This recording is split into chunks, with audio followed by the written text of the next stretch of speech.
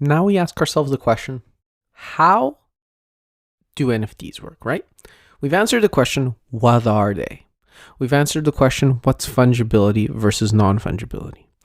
And we've answered the question, why do we need them? But how would NFTs operate in reality, right? Because it's a concept. It's a protocol of sorts, right? It's not really a physical representation of anything. The concept is the concept. NFT is a concept, a non-fungible token. But now we have to get to, well, how would people implement that? And so we get over to the blockchain, right? The blockchain powers NFTs. The blockchain technology is the backbone that we are going to implement NFTs on as a society. Okay, that is the blockchain. And so when you ask, what is the blockchain? There's a lot of things that the blockchain is and a lot of things that it provides. But at the end of the day, blockchain is a type of decentralized storage. Think of a database that is sharded into a million little blocks and copied across multiple different systems, and everyone keeps a ledger of that data.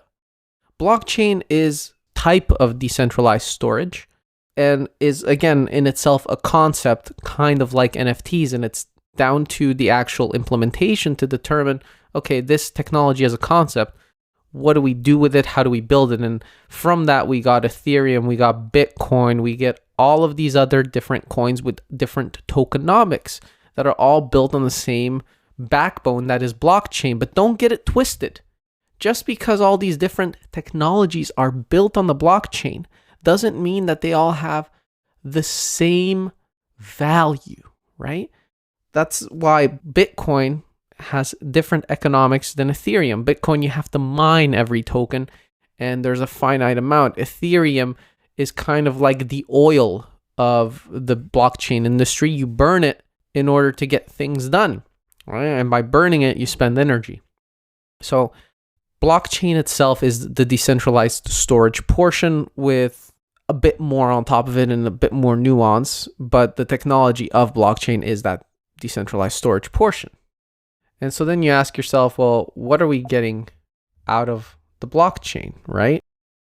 And so that itself is, we are getting interoperability, tradability, immutability, liquidity, and programmability.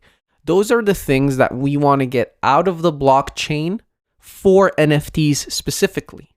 If we want to have non-fungible tokens, if we want to have ownership of assets on the blockchain, right? If we want to have true non-fungible tokens, ownership of a good on the blockchain, we need interoperability, tradability, immutability, liquidity, and programmability.